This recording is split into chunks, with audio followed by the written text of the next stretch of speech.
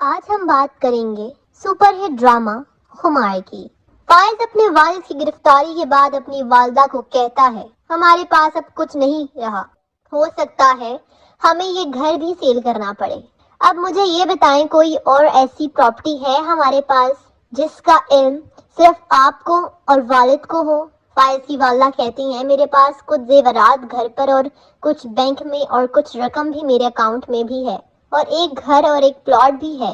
فائز کہتا ہے ہمیں کوئی اچھا وکیل کرنا ہوگا اور اس کے لیے بہت رقم چاہیے۔ فائز کی والدہ سوچتی ہے اگر میرے اکاؤنٹ کو چیک کیا جائے تو فائز کو سب معلوم ہو جائے گا میں نے ناصر کو رقم ٹرانسفر کی اور اگر میں نے زیورات فائز کو دیے تو فائز پوچھے گا یہ زیورات تو حریم لے گئی تھی، تو اب آپ کے پاس یہ کہاں سے آئے؟ یہی سوچ کر فائز کی والدہ کی طبیعت بھی خراب ہو جاتی ہے۔ دوسری طرف گھر کا ایک ملازم دوسرے ملازم سے کہتا ہے جب سے بیگم صاحبہ نے حریم بیوی کے ساتھ برا کیا اس دن سے اس گھر کے برے دن شروع ہو گئے۔ فائز یہ سب کچھ سن لیتا ہے اور حیران ہو جاتا ہے اور فائز کو اس بات کا یقین ہو جاتا ہے جو ویڈیو ناصر نے دکھائی اور مجھے بتایا وہ جھوٹ ہے اور حریم صرف مدثر کے آفس میں جاب کرتی ہے، اس کا دامن صاف ہے۔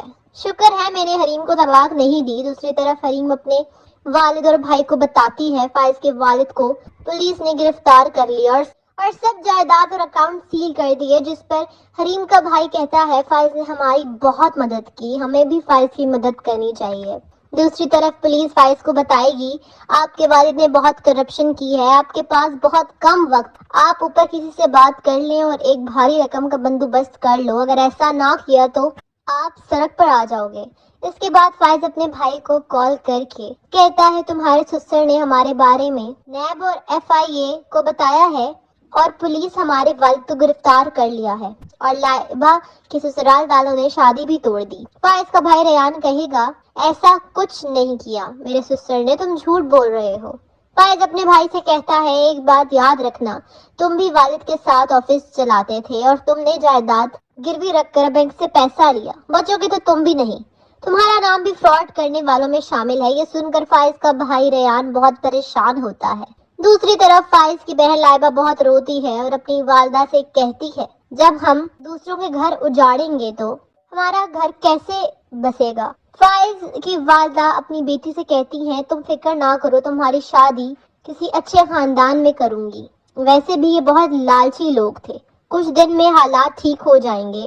فائز کا بھائی ریان اپنی وائف سے پوچھتا ہے کیا تمہارے والد نے میرے والد کے بزنس کے بارے میں پولیس کو اطلاع دی؟ جس پر فائز کی بھابی کہتی ہے ایسا کچھ نہیں ہوا، میرے والد بھی اسی وجہ سے تمام بزنس ختم کر کے یہاں آ گئے تھے، اب آپ اپنی فیملی کو بھول جاؤ۔ دوسری طرف حریم کا باس حیران ہوتا ہے، حریم اتنے بڑے خاندان کی بہو ہے اور حریم ماں بننے والی ہے۔ حریم کا باس سوچتا ہے وہ کوشش کرے گا حریم اور فائز کی صلح کرا دے، اگر ایسا نہ ہوا تو فائز نے حریم کو طلاق دے دی تو وہ حریم سے شادی کر لے گا۔ دوسری طرف ناصر کو معلوم نہیں ہوتا وہ جس سے شادی کر رہا ہے وہ ہی اس کے سب پول کھولے گی، وہ ناصر سے شادی کرنے والے دن شادی سے انکار کر دے گی اور ناصر کی بہن کو طلاق ہو جائے گی، اور جب ناصر کی والدہ کو معلوم ہوگا ناصر نے جو رقم ان کو دی وہ کہاں سے آئی تو ناصر کی والدہ حریم سے معافی مانگیں گی۔